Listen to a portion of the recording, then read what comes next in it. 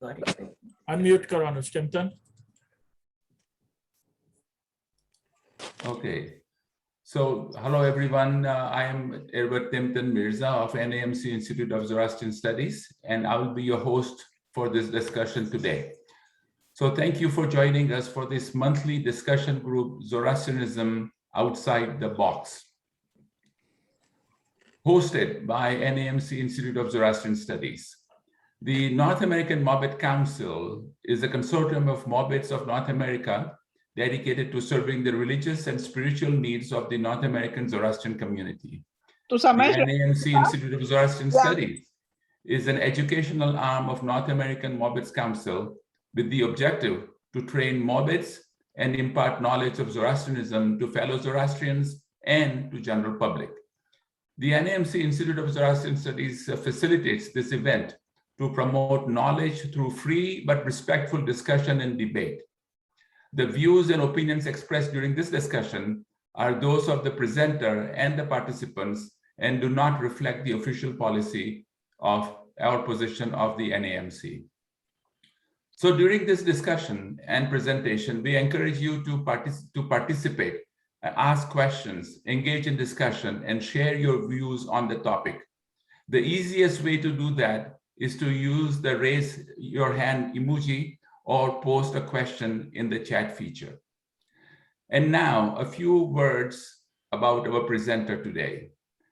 Ervad Cawas Desai. He needs no introduction, but I will do that anyway. So Cawas Desai is a student of Zoroastrian religion, particularly its history and evolution.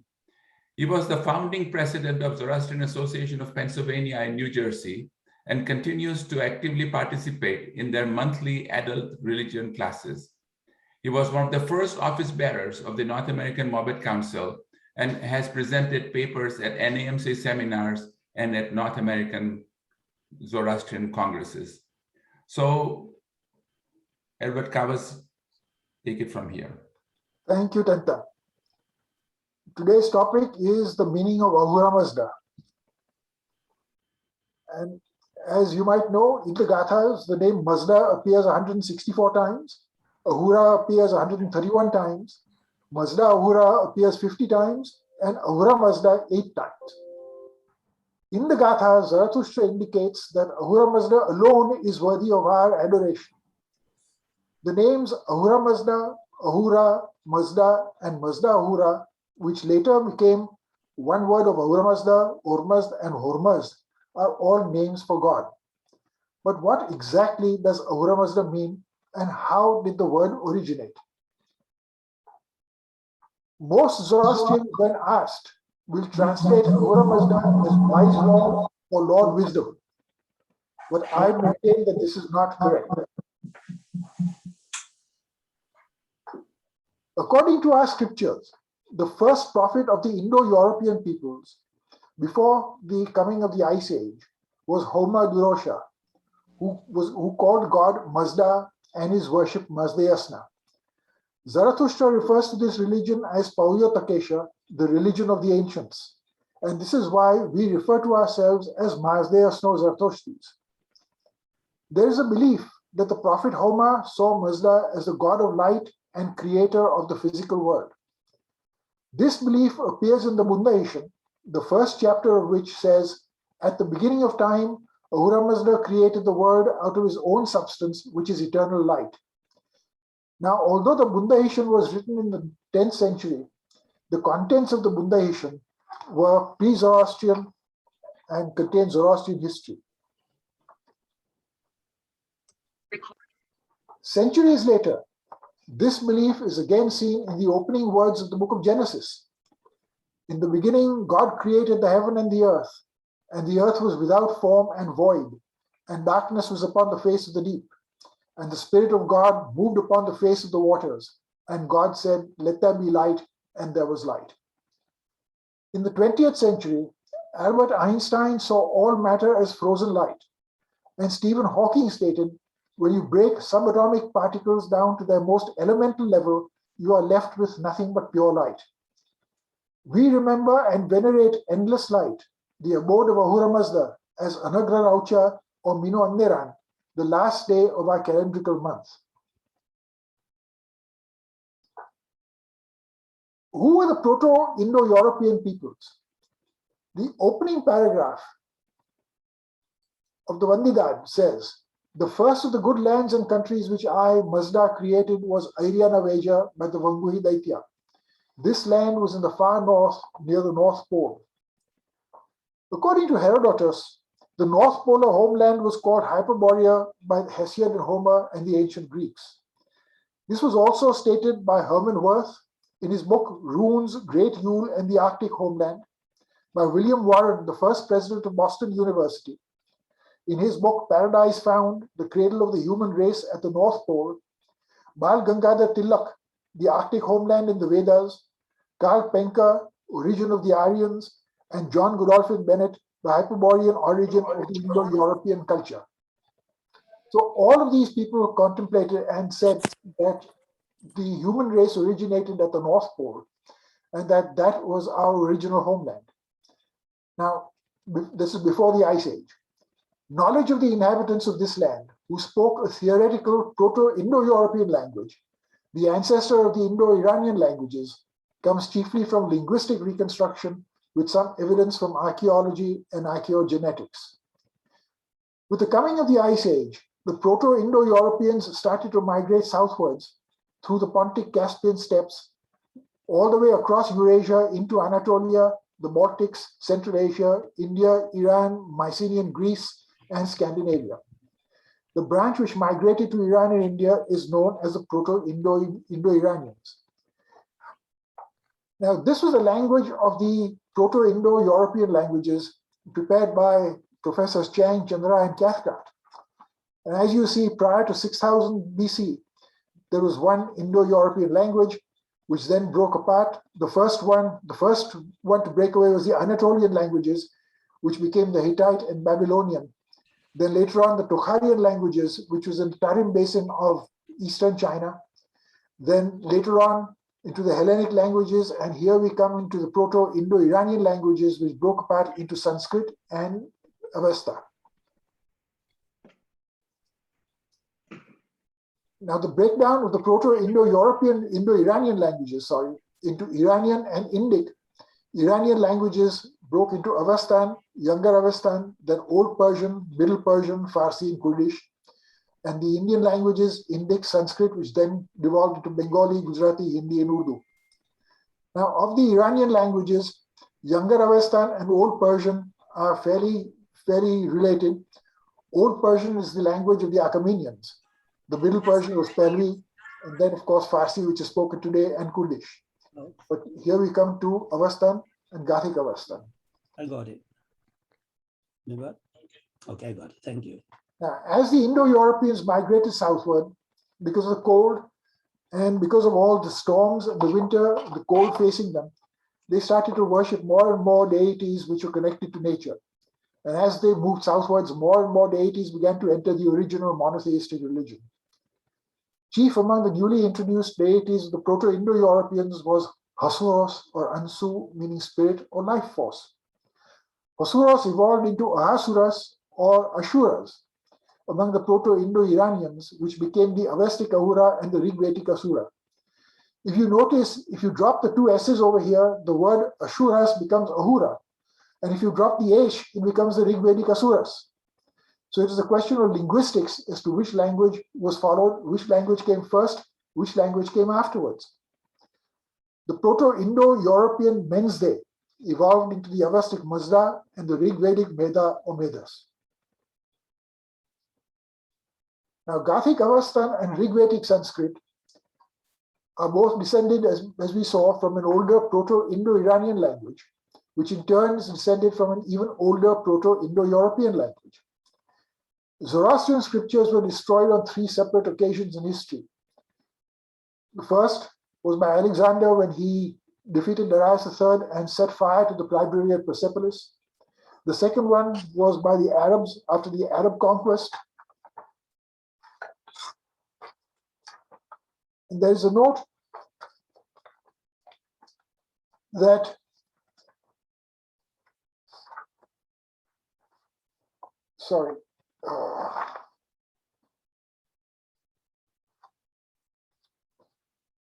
by the Arabs in the 7th century, to impose their new religion, the old culture and creed had to be destroyed. Therefore, they first targeted the libraries, universities, and schools. When the Arab commander Sa'd ibn Abi Waqqas faced a huge library of Ctesiphon, he wrote to Omar, who was the first caliph, what should be done about the books? Omar wrote back, if the books contradict the Quran, they are blasphemous, and on the other hand, if they are in agreement with the Quran, they are not needed. So as far for us, only the Quran is sufficient, so destroy them. And that is what happened. All of the books were destroyed by the Arabs. The final one was in the 10th century when Genghis Khan invaded Iran in 1219 AD. And all the books that were remaining were burnt or destroyed.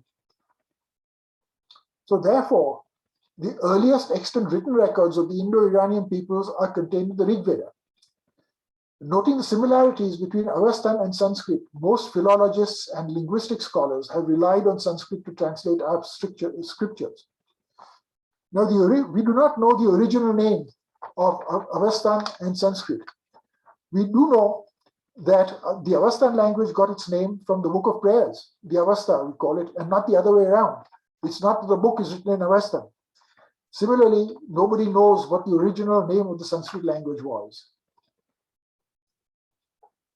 In 1894, Martin Hogue, in his essays on the sacred language, pioneered the idea that the term Asura of the Vedas is linguistically related to the term Ahura of the Iranian peoples in the pre-Zoroastrian era.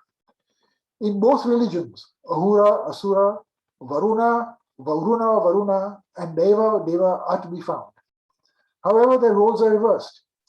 So Ahura evolved to represent the good in pre-Zoroastrianism, while Asura represents the bad in Vedic religions. And Deva evolved to represent the bad in pre-Zoroastrian, while Deva represents the good in Vedic religions. These contrasting roles have led some scholars to deduce that there may have been wars in Proto-Indo-Iranian communities, and their gods and demons evolved to reflect their differences.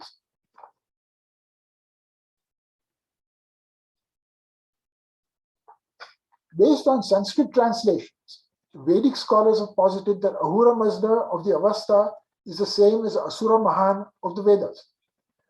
According to this school of thought, the greatest of the Asuras was Varuna, and therefore Ahura is Varuna.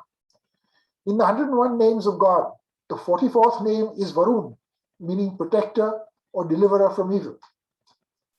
Varuna in the Rig Veda was part of a triad along with Mitra and Apamnapat. Mitra is venerated as Meher Yazata and Apamnapat as Ava Adisus Yazata or Anahita. It should be noted that the word Napat became the Roman Neptune, the god of water. Sanskritists further contend that the name Mazda has been derived from Meda or Medas. Medas has been interpreted as intelligence or wisdom. Therefore, they contend that Ahura Mazda is Asura Mahan or Asura Meda.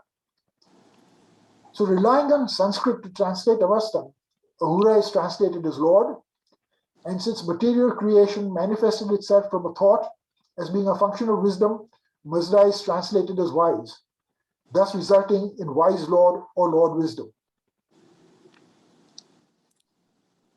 But is the reliance solely on Sanskrit to translate our scriptures entirely warranted? Professor Saul Shaked of the Hebrew University of Jerusalem says this is unfortunate.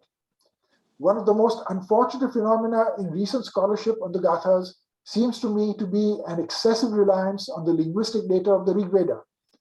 This is the credit of a modern scholarly group whose pedigree goes back to the late Karl Hoffmann of Erlangen.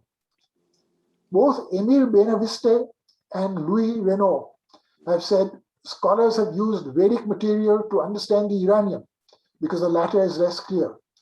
This may be mistaken because scholars later argued that contrary to earlier assumptions, it is often the Iranian material which preserves the more ancient picture. A word on this. The Rig Veda is one of the four Vedas, the Rig Veda, the Yajur Veda, the Samveda, and the Atharva Veda. The oldest portions of the Atharva Veda are older to the Rig Veda. Now, what has come down in India, the Atharva Veda, is one half of two parts. There was the Bhrigu Samhita and the Angirasa Samhita, one written by Bhrigu and the other written by Angirasa. The Bhrigus were known as Atravans, the fire priests. They were the ones who said Varuna is the sole god and Varuna is to be worshipped by himself. The Angirasas introduced iconography, and that is where the split between the two religions came about. And it is said that the Bhrigu Veda went westwards, the Angirasa Samhita came into India, and that is what forms today the Atharva Veda. The other half is missing. Now, Jatindra Mohan Chatterjee says that the Bhrigu Veda is nothing else but the Zen Avastha that we know. And he contends that that is the missing half that India is missing. Even Martin Hogue, the first linguist to note the similarities between Avestan and Sanskrit, in his essays on the sacred language states, originally Mazda, which is phonetically identical with the Sanskrit Vedas, would not have originally meant wise. Rather, it would have originally meant creator of all, as demonstrated in Yashna 44. Long after the division of the Indo-European peoples, the Proto-Indo-European name Ashuros continued to be in use in large areas of the Middle East, where in the Anatolian languages it had morphed into Ashur. Some scholars maintain that Ashur is represented by the winged sun, which frequently appears in Assyrian iconography and also appears as our Farohar. The country of Assyria was named after Ashur and means the home of Ashur. Between 2000 BC and 609 BC, 28 kings of Assyria had Ashur or Asur in their names, the best known being Ashur Nasri Apli, which is Ashur Nasirpal, and Asur Bani Apli, known as Ashur Banipal. The earliest references to Ahura Mazda in Western Iran is in an Assyrian text of the 8th century BC, in which Asara Mazas is named in a list of gods, suggesting that by that time Zoroastrianism, in its later younger Avestan form, was prevalent on the Western Iranian plateau and was well known to nations such as Assyria and Babylonia. This is a picture of Ashur Nasirpal's throne room, and I show it over here to see what originally looks like the Farohar over here, and these images which we see a lot in our fire temples today. Now, whether the Iranians adopted this from the Assyrians or whether the Assyrians adopted it from the Iranians is a question that is not known. A lot of people believe that this symbol was adopted by the Greeks, by the Assyrians from their conquest of the Egyptians. It may be entirely the other way around, that the Egyptians took it from the Assyrians after the Assyrians invaded Egypt way back when. But this is a symbol which then appears in Persepolis, and we adopt it as our Farohar. Look at Ahura Mazda in our daily prayers. And I take this from Maneji Fadunji Kanga's translation of Kawaji Edilji Kanga's Khode Avastha. Ahu in the Ahunavar is translated as king. Mazda in the Kedda Mazda is not translated but stays as Mazda. In the Hormaz Khodai, the Kashti prayer, it's translated as Dadar Hormaz is the Lord, or Lord Hormaz. Mazda in the Jashmayavange Mazda is translated as O Creator. Various other people have different translations of Ahura Mazda. The Compendium of Ancient Civilizations translates it as Wise Lord. The Encyclopedia Iranica is Lord Wisdom. The Faribuz Ranuman, our Avestic scholar, as Creator of Wisdom. The Harvard University Pluralism Project as Lord of Life and Wisdom. Irash Tarapurwala as Lord of Life and Creator of Matter. Damastita as the All-Knowing Lord. Kawasji Kanga as Lord Omniscient, which is the 87th of the 101 names.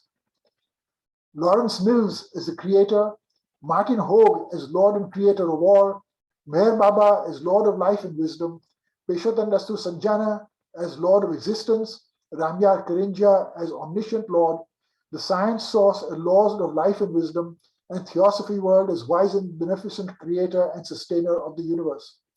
So the translations are all over the lot. And I contend that when we cannot even understand the translation of the word Zarathustra, there is no wonder that there are so many different translations of Ahura Mazda. According to other Avestan scholars, Ahura is a two-pronged word. Ahu meaning life, existence, breath, or spirit. Ra to give or to bestow. And therefore Ahura means the life giver or giver of life. Mazda is again a double word. Maz meaning great, mighty, powerful. Da to create or conceive. Therefore Mazda literally means the great creator, the creator of all. Therefore Mazda means the creator of matter. Now, whatever one believes is the correct meaning of Ahura Mazda, the fact remains that Zarathustra called his god Ahura Mazda. Francois Lenormand, in his Histoire ancienne de l'Orient, describes the god of Zarathustra as Ahura Mazda has created Asha, purity, or rather the cosmic order. He has created both the moral and material world constitution. He has made the universe. He has made the law. He is, in a word, creator, Dadar, sovereign, Ahura, omniscient, Mazda, the god of order, Ashwan. He corresponds exactly to Varuna, the highest god of Vedism. This spiritual conception of the supreme being is absolutely pure in the Avasta, and the expressions that Ahura Mazda has the sun for his eye, the heaven for his garment, the lightning for his sons, the waters for his spouse, are unequivocally allegorical. Creator of all things, Ahura Mazda is himself uncreated and eternal. He had no beginning and will have no end.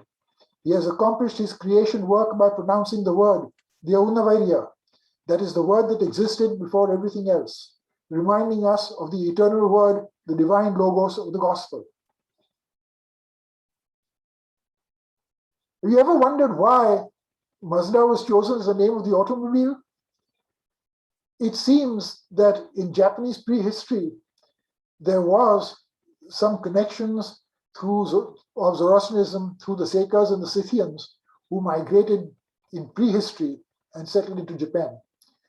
According to the article Via Mazda, a story behind the name of Mazda, the name Mazda was introduced to Japan in October 1931. Toyo Kogyo Company was a cork manufacturer from 1920. In 1931, Toyo Kogyo launched the Mazda Go, a tricycle truck, which was the first vehicle made by the company. Jujiro Matsuda, the second president and substantial founder of Toyo Kogyo, selected this name because Mazda comes from Ahura Mazda, the god of light, harmony, intelligence, and wisdom, from the earliest civilization in West Asia. Key members of Toyo Kogyo interpreted Mazda as a symbol of the beginning of Eastern and Western civilization, and a symbol of automotive civilization and culture. Striving to contribute to world peace and to be a light in the automotive industry, Toyo Kogyo was renamed Mazda Motor Corporation. That's in Japan. What about America? The first electric light bulb was called Mazda.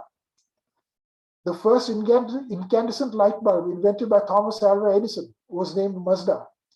In the Mazda lamp story, says on December 21st, 1909, General Electric first used the name Mazda on their lamps. The name was trademarked and assigned the number 77,779 by the United States Patent and Trademark Office. When it was first used by GE, it was chosen to represent the best that the American lighting industry had to offer at the time, and was selected due to the fact that Persian mythology gave the name Ahura Mazda to the god of light. So in both Japan and America, they consider Mazda to be the god of light. So I therefore submit that Ahura Mazda means the giver of life and the creator of matter. Thank you. Questions, comments?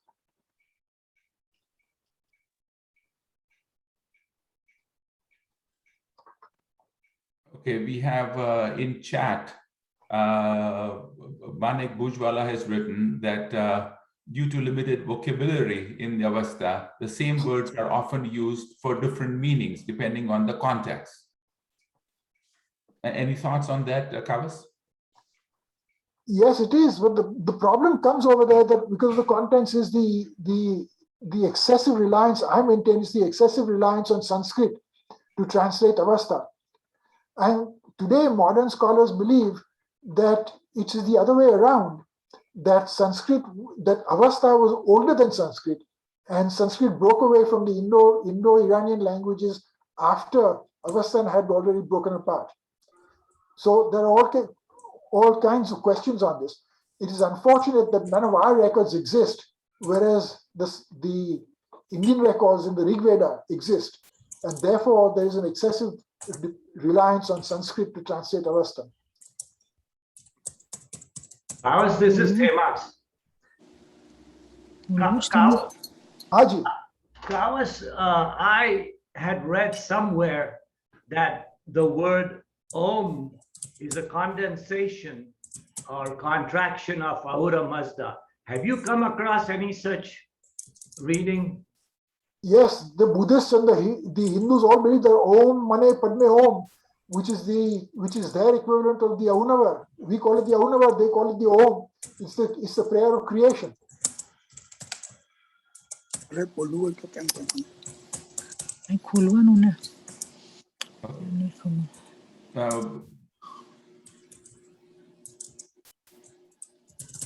Also, there is a comment here from Manik, and he says that once I asked a Hindu guru about Asura and Devas, and he said that in the beginning, the Hindus varinated Asuras, but later they switched to varinating Devas. Yes. Speak about this. The Sanskrit scholar Srinivasa, let me read a portion from his write-up. It says, regarding the Proto-Indo-Iranians and their differences, the Sanskrit scholar Srinivas Rao says, of the gods worshipped by both sides, and by both sides he refers to the river Sindhu. We call it Apta Hindu, they call it Apta Hindu, we call it the Sindhu. Indra, the Deva, and Varuna, the mighty Asura, were prominent. Worship was through the medium of the formless fire, Agni, and they prayed to Agni to lead them along the good path. Agneya Naya Supatha Raye Ashman, which is in the Yajur Veda 40th paragraph. It appears that the older deity Varuna, who upholds the moral order, was more widely accepted in the Western. You open your things. I would like to say something. While Indra, the warrior god, had more followers on the east of the Sindhu. The priests guiding the communities on the west of the great river were the Brigus, identified by some scholars as the tribe of the Anu or the Anva, while the Angirasas were the priests of the Puru people and of the dominant Bharatas on the eastern side. The rivalry between the Brigus and the Angirasas went far back into the pre-Vedic period. During the times of the early Rig Veda, the Angirasas were regarded the dominant priests, while the Brigus or the Athavans, synonymous with fire priests, were on the fringe. The supreme Asura, the father Varuna, the Asura Mahat, the mighty Asura, was highly venerated by the Brigus. Can you hear? The cult, which adopted a monotheistic approach, wholly favored the worship of the invisible Asura, the father Varuna, through the medium of Agni. They disfavored icon worship. The Brigus strove to abide by Rata, we call it Ashar, the physical and moral laws of Varuna, and insisted on sharp distinction between good and evil. The main text of the Brigus was the Atharva Veda, and they were known as Atharvans. On the other hand, the Angirasas professed the worship of the younger gods, which is the Deva. The name Angirasa too is connected with the fire as the glowing coal or the smoldering ember, Angar. The Angirasas are said to have composed the very first verse of the Rig Veda, the hymn to Agni. The Brigu Angirasa rift started, though both of the Brigus and Angirasas were closely associated with fire. The Brigus in particular came to be known as the Athavans, the fire priests. Though both Brigus and Angirasas performed yajna with great fervor, the latter tended to personify the gods and to lend them a form, murti. This tendency to shift towards worship through an idol displeased the Brigus and exacerbated this rift between the two great sages and their followers. The Brigus on the west of the Sindhu asserted that their method of worship was pristine and their gods were more ancient, the Asura. The Angirasas, on the other hand, believed that the younger gods, the Deva, were more dynamic, powerful, and more responsive to prayers. each group tended to look down upon the other and to decry the gods of the rival cult. The rise of Indra, the god of the Devas, and the steep decline of Varuna, the Asura, and his eventual eclipse in the Vedic pantheon had a lot to do with widening the rift between the clans of the two sages. Varuna in the early Rig Veda was a highly venerated god. He was hailed as the sole sovereign sky god, the powerful Asura, the king of both men and gods, and of all that exists. He governed the laws of nature as also the ethical conduct of men. But with time, Raise Varuna hand was if you want to stripped of raise your power hand over here. one by one and relegated to the very minor rank. Further, one of the most fundamental aspects of Varuna, the Rata, which signified and ensured the physical order and moral order in the universe, was given a go-by. The rift between the two clans was more or less formalized when the composite text of the Atharva Veda, also called the Bhrigu Angirasa Samhita, was split into two books along the lines of their affiliations. The Bhargava Veda, the Veda of the Bhrigus, and Angirasa Veda, the Veda of the Angirasa. It is believed that the Atharva Veda, which has come down to us in India, is in fact only one half of the original text, the Angirasa Veda part. The other half, the Bhargava Veda, is lost to us. Sri Jatindra Mohan Chatterjee argues that the Bhrigus, whose notions of God, of his worship, and of the moral order were not well accepted in the East, took with them their sacred text, the Bhargava Veda, over to the west of the Sindhu River. Sri Chatterjee says that the Zandavasta is the Bhargava Veda text that was lost to India. He asserts that the Bhargava Veda, the missing book of the Bhrigu Angirasa Samhita, is indeed the Zendavasta. He says that in the hymns of the Atharva and Zarathustra. When the Aryan community was undivided, the terms Asura and Deva both denoted gods of high respect. The gods were referred to Asura as also Deva. But with the parting of their ways, each tribe accorded its own chosen words of abuse to the terms Asura or Deva, depending on which side of the Sindhu they belonged. So that gives you an idea as to how the words changed. Okay, Ervad Dadachandji has his hand raised. So Ervad Dadachandji, go ahead. We just want to, what we call it, go through the Avastha. Actual word Ahura is from existence, or means to exist. It is root to, and who is the primary name, and Ra is a secondary name. That means Ahura is a creator of the universe. Whatever is existing, all the existence has been created by him. And Maz means very great, means very much huge. And Da means knowledge. Who is having a very great knowledge is Mazda. That is what we translate in Avastha. If you look at Eras Taraporola's translations, IGS Taraporola's translation is So catch. Would you want to stop sharing if it's not? He says, in the divine songs of Zarathustra, in the Gathas, this fundamental power, the one supreme being, bears the name Ahura Mazda. This is a double name, and it means the Lord of Life, Ahura, and the creator of matter, Mazda. The supreme being is thus recognized as the Lord of life as well as of matter. In the words of later Hindu teaching, he is Ishwar, from whom have emanated both Purusha, spirit, and Prakriti, matter. As he points out, and you also say, that Ahura is two words, Ahu and Ra. Ahu meaning life, and Ra meaning to bestow or to give. Or they say Ahu means the Lord, and Ra means life, so he's the Lord of life. Maz is mighty, Da is to create, and therefore is the creator of matter. So take your choice. We are talking about languages which have been dead for several thousand years. And the interpretation of this is left to linguists and professors. I'm by no means a linguist. All I can do is give my opinion. My opinion is that Ahura Mazda means the giver of life and the creator of matter. But you can believe that? Not. Entirely up to you. Okay, Kayomers has his hand up. Kayomers Mehta. Yes.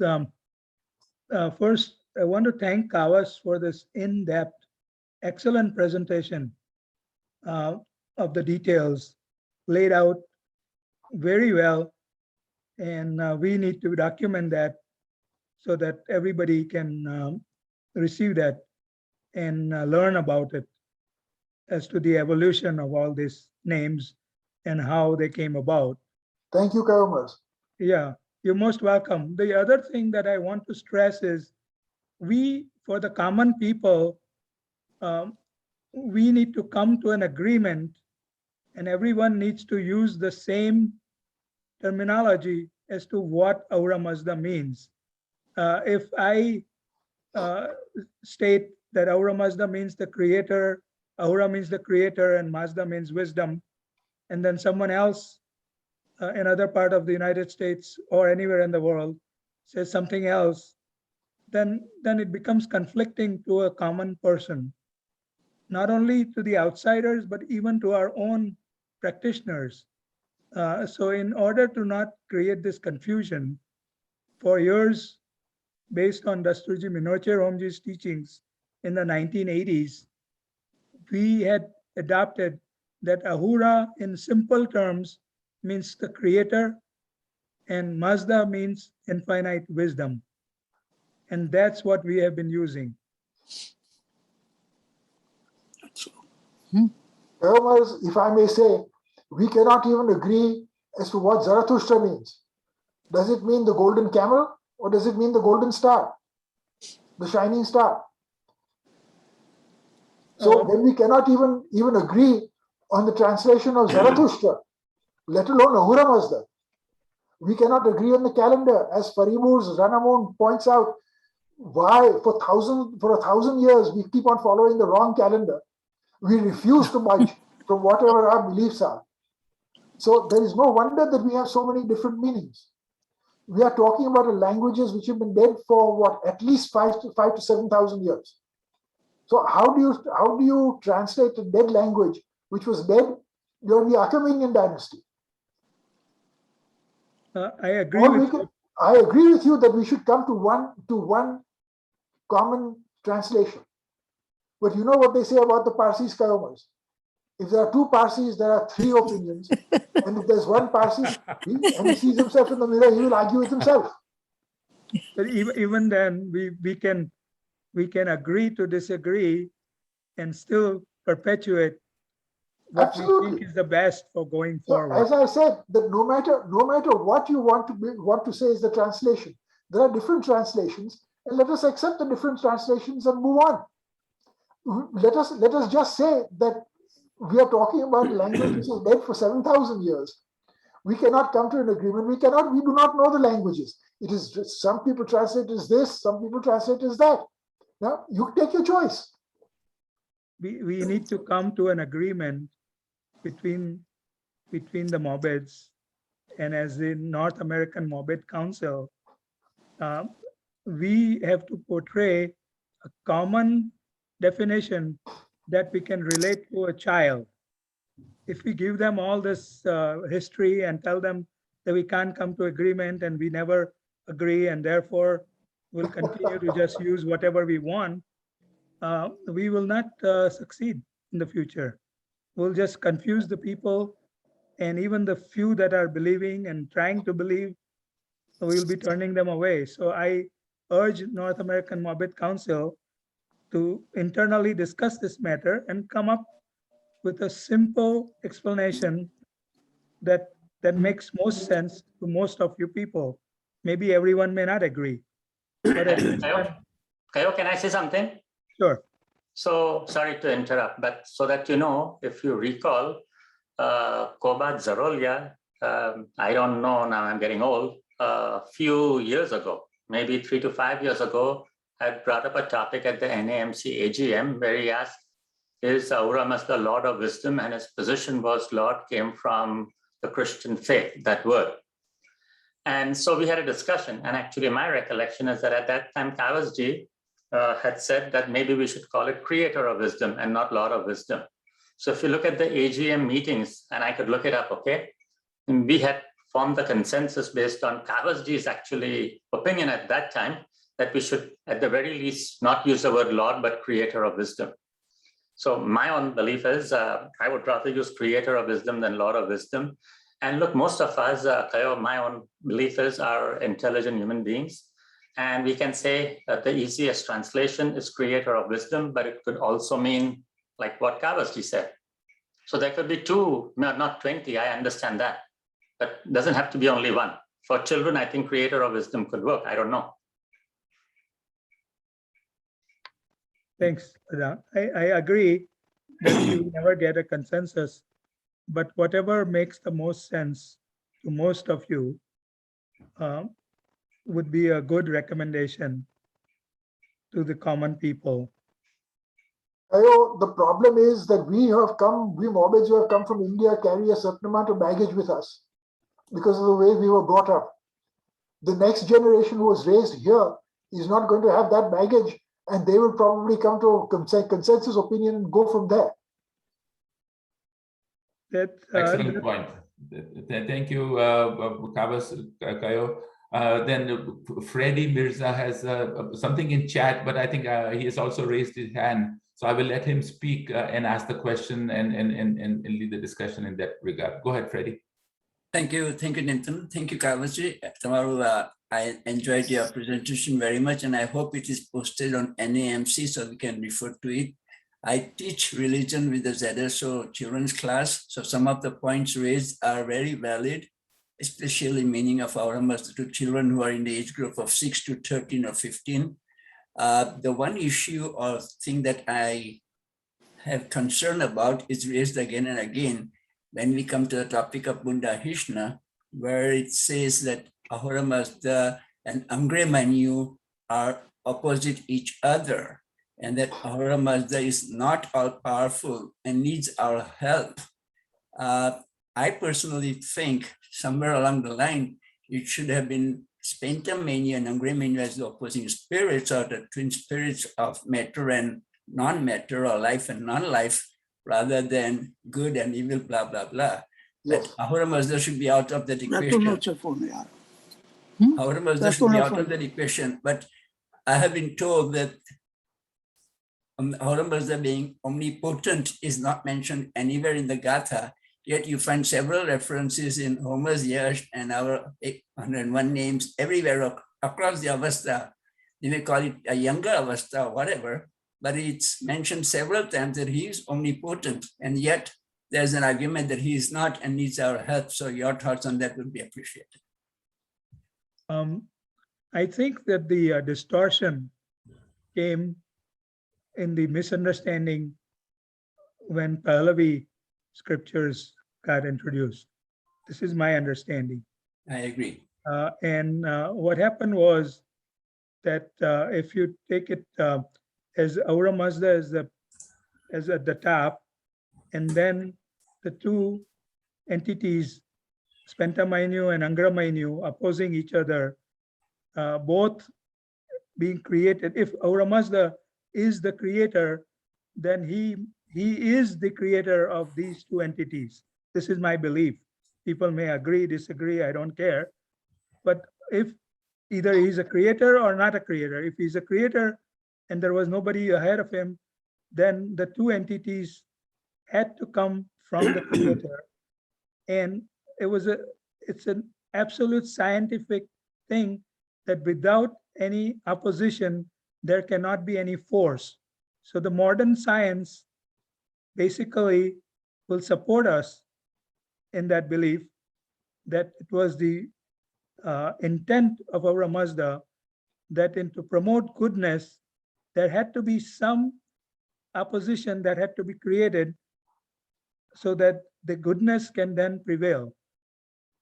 If there was nothing, then the force would not have anything to resist and it would be useless. So anyhow, so that is my simple explanation, that the Spenta Manu and Angra Manu are the two opposing entities. They are not physical entities. They may have been pictured as such, and we should stop portraying images of Amesha Spentas. I know that there is a pictorial representation of the Amesha Spentas, but everybody should be taught from the very beginning that these are mental concepts, minus. Spenta minus, angra minus. And spenta means something that promotes, and angra means something that takes away or diminishes your worth. Thank you very much. I concur with your If thoughts. if I may add, one cannot exist without the other. Right. Yes. I mean, it's a question. It's a question that there are two forces. There has to be an equal and opposite of every single thing. One single item cannot exist by itself. Yes. Thank you, Kawasji. Kawas said, would you be able to just get out of your presentation mode, please, so we can all share this? Certainly. Yeah, thank you. Also, I see that Temas has his hand raised. Go ahead, Temas. Thank you. Temas said, go ahead. You are muted. Can you unmute yourself, Temas? Yeah, got it. Kawas, your definition talks about Ahura Mazda as being the creator of all and the creator of matter. But is there anywhere that he's also mentioned that he is also a creator of energy? And I bring this up specifically because physics deals with matter and energy. And in our script, I think somewhere in in your lectures, you've mentioned vibrations. So is there any mention of energy in the? Martin Hogue translates Mazda as the creator of all.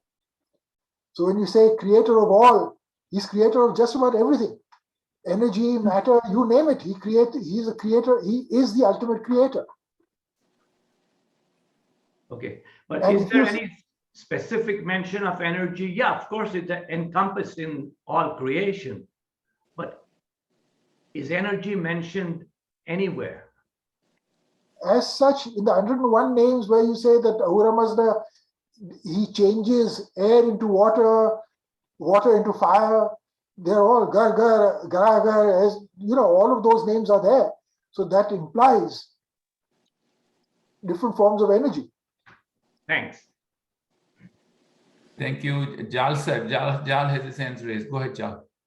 Yes, what I was thinking is that we need to focus on the hymns of the prophet, and we notice that clearly in the hymns, the prophet focuses his attention towards Mazda, and Ahura is totally absent. Ahura Mazda is very few times mentioned.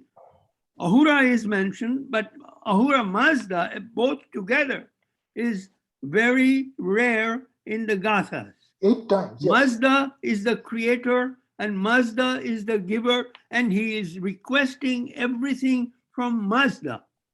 And I think this goes back actually that we were at one time Mazda Yasna, Mazda worshippers. And Ahura has come in at a later point in the history. So I think that we should definitely go for the belief of Mazda rather than Ahura Mazda as a entity of God. But John, that is exactly why we are referred to as Mazda Yasno Zartushtis. I'm sorry? That is why we are referred to as Mazda Yasno Zartushtis. Uh-huh. The word Mazda Yasno is also, if you look up any of the dictionary meanings of Zoroastrianism, they all talk about Mazda Yasni Zartushti. Mazda Yasna Zartushtis. That's right. That's right. Okay, thank you. And then now we go to Mr. Ervad Sahib Panthaki Sahib Jal Panthaki. Okay, thank you. First of all, Kawas, excellent presentation. I really appreciate. Kayomers mentioned that we have to standardize the meaning of Ahura Mazda. However, there are so many attributes to God, to Ahura Mazda, light, a creator, a giver of all the bounteous, all those kind of attributes are given to him. So why limit to only one? In fact, I would suggest that in the class, we should teach them these are the attributes of Dada Ahura Mazda, not limit to one as a creator or something. And Maher, since we had the hands up, it was for both, so I will give it to Maher now. Hi there. It's just my very humble opinion. I'm just thinking, if someone asks you what is Ahura Mazda, why don't we just tell them that Almighty who created everyone and everything? This will be the best thing for all the new generation, because they don't want to know all these different meanings of it. They are all looking up in the Almighty and said, oh, that's my Almighty, that's my Ahura Mazda. Plain and simple. Creator of all. Creator of all. Sorry, I can't hear you. Creator of all. Yeah, creator for all. Yeah, absolutely. Agree with you 100%. Excellent. Thank you so much. Next one is Hastas Bamkara. What I want to question is, and I would like to seek Kawasji's opinion to what Kayoma Mehta said, and that was that Ahura Mazda is all powerful and is responsible for the creation of Spenta menu and Angre menu. But the matter comes in that, at least the way I understand it, is if you have a source of light, moving away from that light, you get darkness. Darkness cannot exist on its own. So, and if we are to attribute that Mazda is responsible for the creation, why would a creator harm his own creations? And if, quote unquote, man is the best creation of our Mazda, why would he choose that that person becomes sick or suffers or even in the end dies? Kushu Mirza talked about all of that about 2 weeks ago. Kushu, are you there? When he gave a talk on why bad things happen to good people. And he said that God is not a dictator. Ahura Mazda is not a dictator. He leaves it up to the individual to decide what he wants to do. And you're right, that evil is the absence of good, the same way the darkness is the absence of light. Light exists, darkness does not. Good exists, evil by itself does not. So evil, the further away from goodness that you go towards evil. It's the same way. It's your mentality. I would agree with that. But why it exists, we can get into this philosophical discussion and argue till the cows come home, and we will not come to anything. If I had an answer to that, I would have won the Nobel Prize by now. Okay, thank you very much for your talk today. You're welcome. Thank you. Maruk Tamboli, go right ahead, Maruk. You have to unmute yourself, Maruk. Me?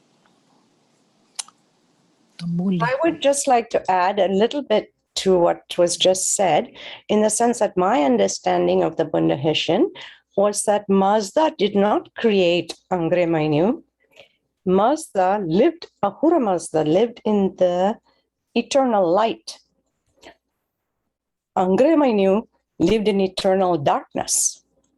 And Angre Mainyu attacked Ahura Mazda's creations, and Ahura Mazda said to Angre Mainyu, you will not be all powerful. There will be Frashvakarati, and I will show you, I will prove to you. So this world is working towards that, working towards Frashvakarati, and working to eliminate the darkness. So therefore, as far as I'm concerned, I've heard a lot of people say, well, there cannot be good without bad, and there cannot be bad without good. I'm saying, yes, there has to be, because that is what we're working towards. We are working towards good, simply good, and nothing bad. So therefore, that is what we're working towards. Who created Angremanyu and who created Ahura Mazda?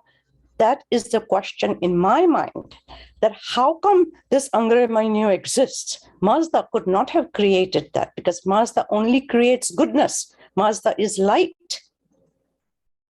Mazda will not create unhappiness or sadness. So who created it? That is the eternal question. Who created it? That is one of the basic questions. Is Zoroastrianism a monotheistic religion or is it a dualistic religion? Some people, the Middle Persian literature talks about two, Ahura Mazda and Angremanyu, as two equal and opposite forces. And as one of the questioners said, it comes about according to the Pahlavi translations. If you say that God is not omnipotent, but is omniscient, and he's all-knowing, if he's all-knowing, he knows how to eliminate evil. Well, so therefore, it becomes a contradiction in terms. So if he's all-knowing, he has to be all-powerful as well. So then it's a question. Maru, this is a philosophical question which I'm not capable of answering, and I don't think that anybody over here is capable of answering. It's all a question: what is the purpose of life? But what I'm saying is that God is all-powerful because he created us to fight this force. So then evil right? is a mental thing. It's a human failing, if you will. It's a mentality. Even the word manu, as I understand it, means mentality. You have a good mentality and you have a bad mentality. That's right. So there is no evil force. It's all in the mind. Yes. As far as I understand from the Moon Nation, the evil is in the other world. But when it comes to our world, the evil is only in our mind. There you go. Yes.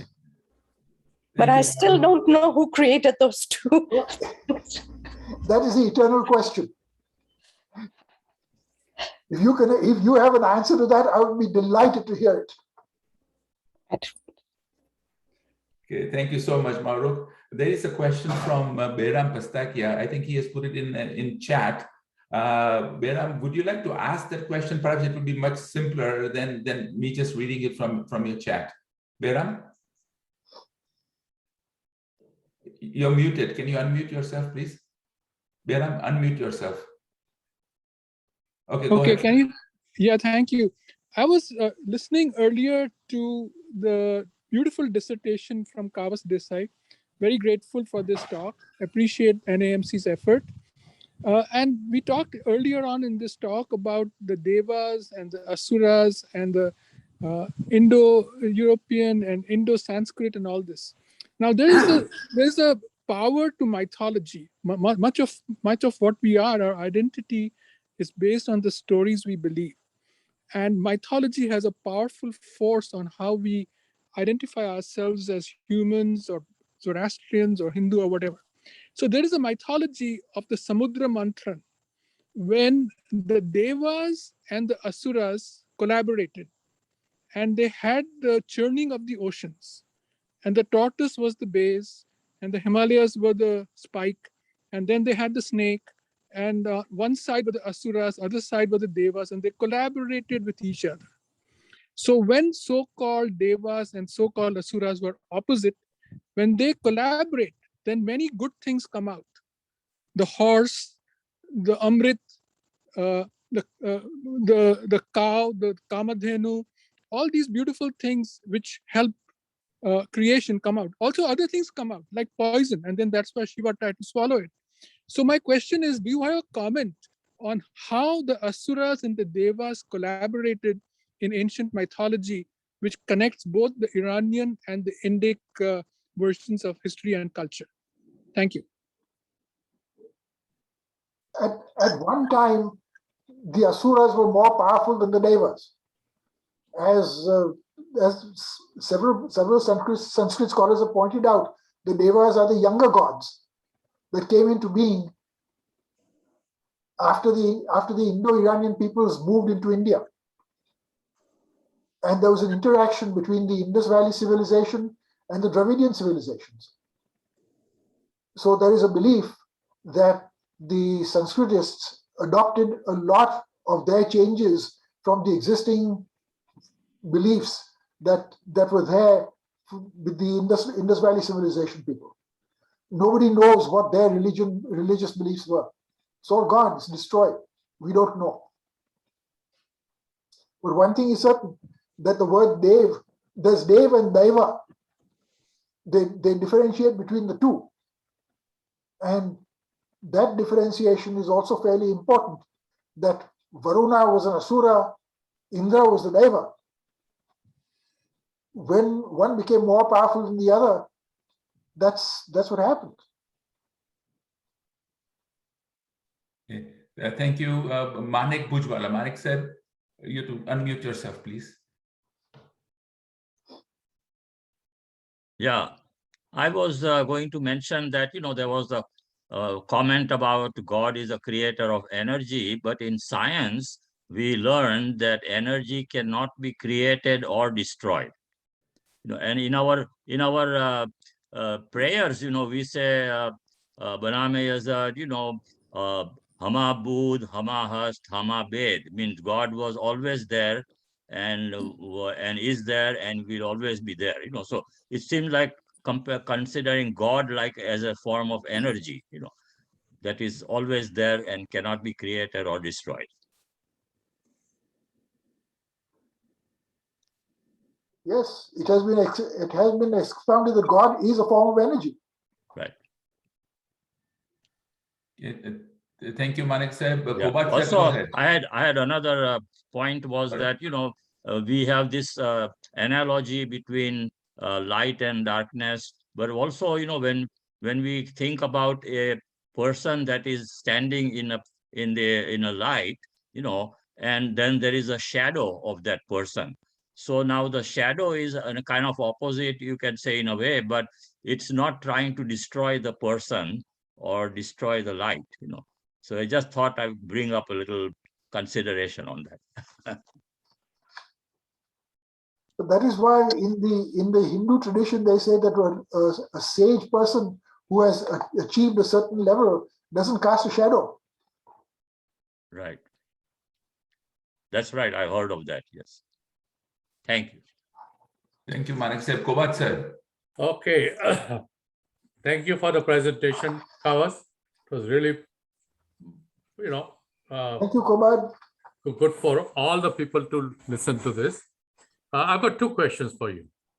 Does Ahura Mazda is also referred as Yazad? Because we use the word Yazdane Panabad.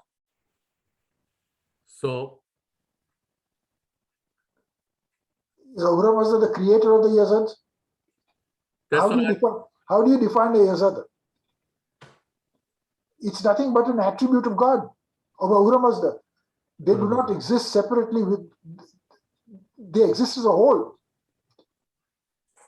So referring to Ahura Mazda, Yazad also is a correct thing. Ahura Mazda is the creator of everything. Everything. So, okay. And second question. Yazata is worthy of worship. And obviously Ahura Mazda is worthy of worship. So he is a Yazata. Yes, exactly. The problem comes about is that we still have a tendency of making of things which are aniconic, making them iconic. God is he's not an amorphous being. He's all around you. We cannot say that this Murti is God. And that is where the split came between the Hindus and the Zoroastrians, on whether it is idol worship or whether it is non-idol worship, whether it's iconic worship or aniconic worship.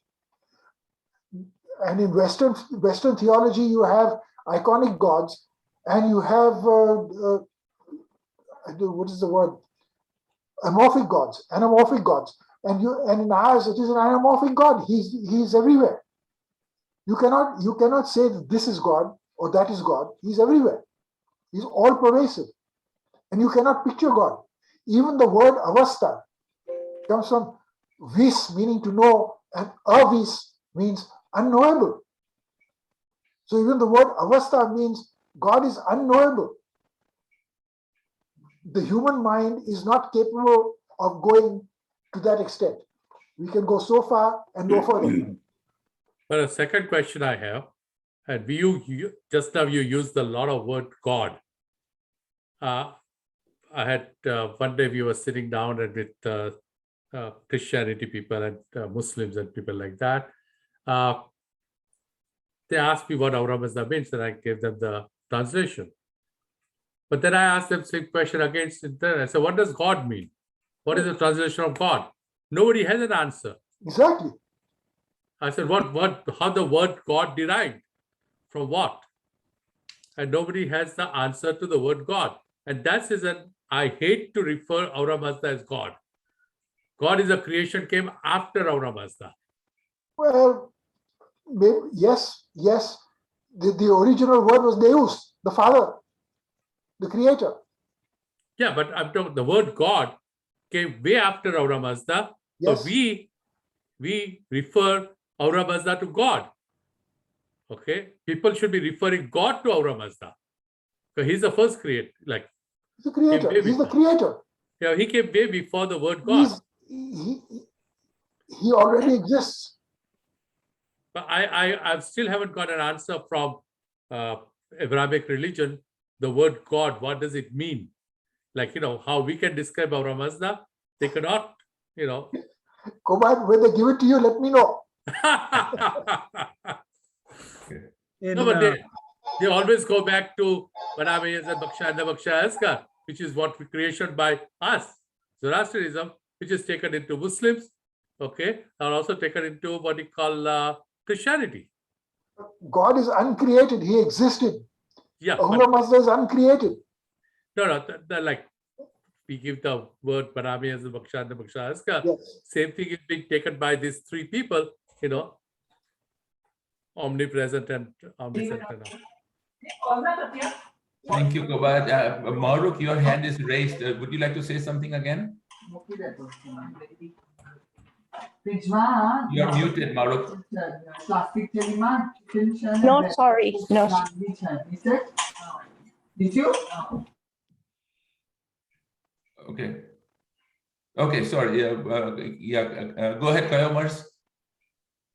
Yeah, to answer Kobat's question, I just looked up Wikipedia. God. In monotheistic thought, God is conceived of as the supreme being, creator, and principal object of faith. God is usually conceived of as being omnipotent. That's all. 2015. Thank you. Temas, go ahead. Temas said. Yeah. I'm trying to get back to my screen.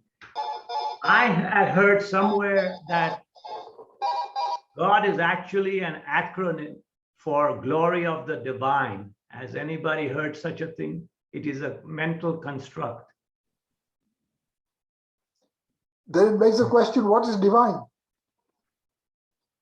The only light I can throw on that question is that in Baha'ism, Baha'u'llah, the word Baha'u'llah means glory of God. So glory of God is brought into religious thinking from at least the Baha'i point of view. I don't know about other sides. Why do we get ourselves hung up on semantics? Well, I really wonder why we are doing this. We go round and round till the cows come home. But in the passage system, cows never come home because they're all lost. So I have a question in the chat box before all the hands went up, and it has not come up yet. Okay, go ahead, Fidros. Okay, so my point I was trying to make through the chat box was that I have tried to do this study, whatever I can in my time, about the conjoined, the jointed term Ahura Mazda and what is its Vedic counterpart. The obvious translated is Asura Meda, which is Asura and Ahura and Meda and Mazda are separately known as the two terms, but the conjoined term Asura Meda, I have tried to research, nowhere in any Meda, any Vedas is there Asura Meda. And I have corroborated that with discussion with Dr. Oktor, who is considered to be a Vedic scholar. And he also has said, no, Firdaus, there is no conjoined term Asura Meda in any of the Vedas. That's all I have to say. If you have more light to throw on the issue, please go ahead. Firdaus, let me ask you a question in turn. Why do you say that Ahura Mazda comes from Asura Meda and not the other way around? Well, it is funny that you answer a question with a question. No, why do you, I never said one comes this way. I am saying the conjoined term does not exist in the Vedas. I never said which comes first or which comes later. No, it's not a question of which comes first. The question And of that's what you asked. But Ahura Mazda, the terms Ahura Mazda exist. The terms Asura Meda exist. And we have tried to. I am saying that the Asura Meda does not exist in the Vedas. That's all. The word Asura exists in the Vedas. The word Veda exists in the Vedas, but separately. Of course, I told you separately they exist, but the conjoined term does not. All right. So. Fine. That's okay. So we should say that it Ahura becomes an observation. Okay. All right. So then we should say that Ahura and Mazda and the two conjoined words should not exist. I am not saying anything of what you do this or you do that. It's your choice. You figure it out. I'm just giving you my experience of some understanding that I researched, and this is where I am. I could be wrong. I could be right. I could be absolutely wrong. I could be absolutely right. Even that you can keep it. But that is why I said in my presentation that no matter whatever you want to interpret, you're more than welcome to interpret it whichever way you want. What I'm trying to say, if Ahura Mazda's conjoined term was had a counterpart from the Vedic side, there would be the conjoined term Asura Meda in the Vedas, which is absent. Yeah, it's very simple. Yeah. The word Asura Mahan appears. Asura Meda may not appear, but Asura Mahan certainly appears. No, you know Mahan means greatest or the great. The great So Asura. Mahan would be the great god, which is nothing wrong. Varuna is referred to as Asura Mahan. I'm not saying it's not referred there, but it's referred in a different Mahan. Why are you making this Meda into Mahan and saying it's the same thing? I'm not saying it's the same thing. Thank you. Okay, thank you. So, Kersi Dastur had a comment. So, Kersi, do you want to say it, and then we'll go to Freddie? No, that's all right. I was just going to say that my understanding, there was a question about God as defined in the Abrahamic faiths versus whatever version, whatever words you want to use, the Creator in the Gathas. My understanding is that God in the Abrahamic faiths is a separate and distinct entity that is sitting in judgment on your actions. And that judgment comes at some point in time. In the Gathas, there is no reference to any kind of judgment being passed. All the judgment is your own. It is your own deeds that you take with you. And even the reference to Chindwat Bridge and all that, it is all done by you individually. So to me, the big difference between the word God in the Abrahamic faith and the concept of a creator in Zoroastrianism is night and day, in that the Abrahamic faiths are driven by fear of punishment, fear of being judged, fear of doing the wrong thing. Whereas what Zarathustra is talking about in the Gathas is entirely up to you. He says you have a choice.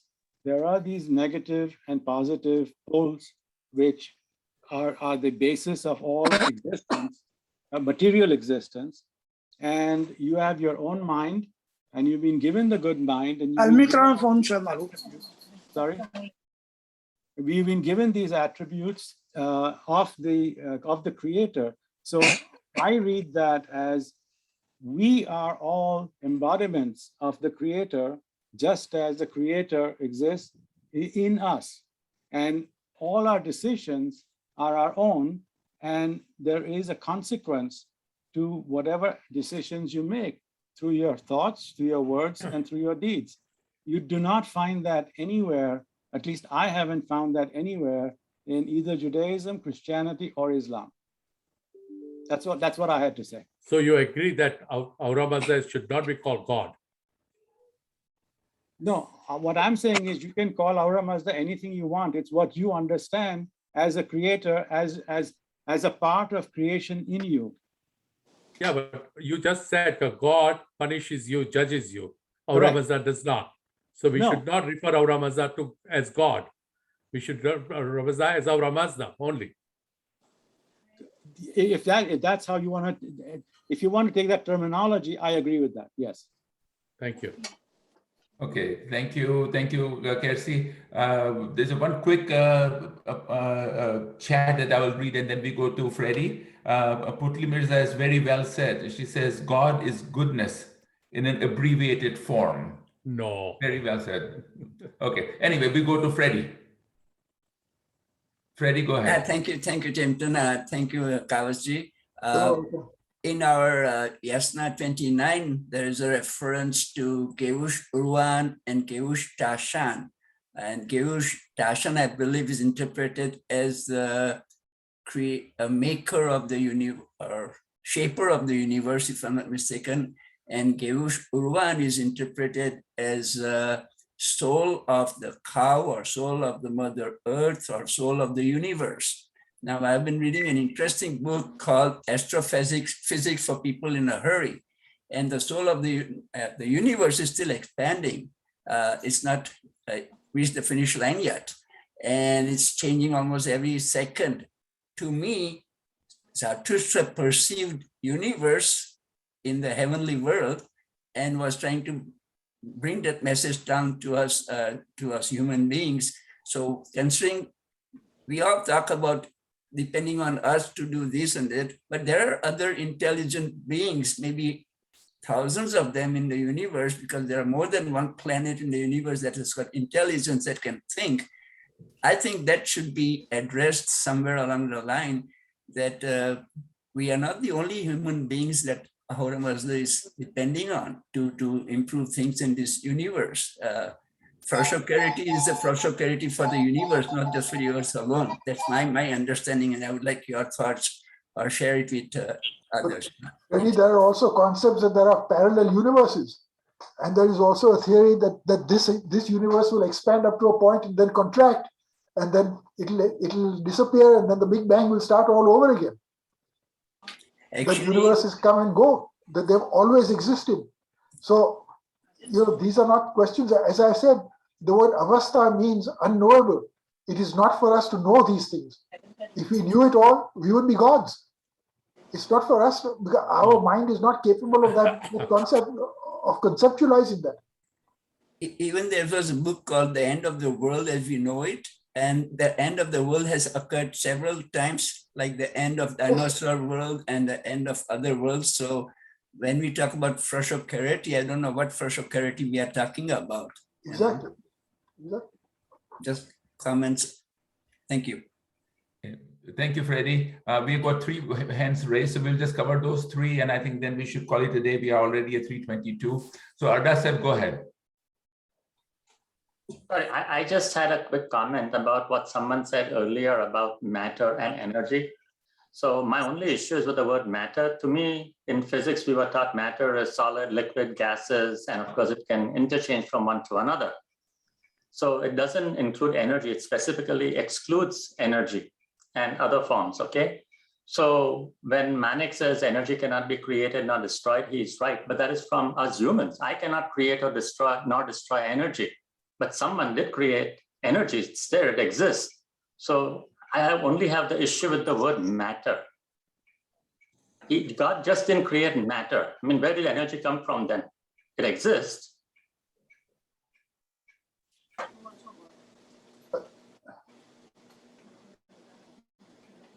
And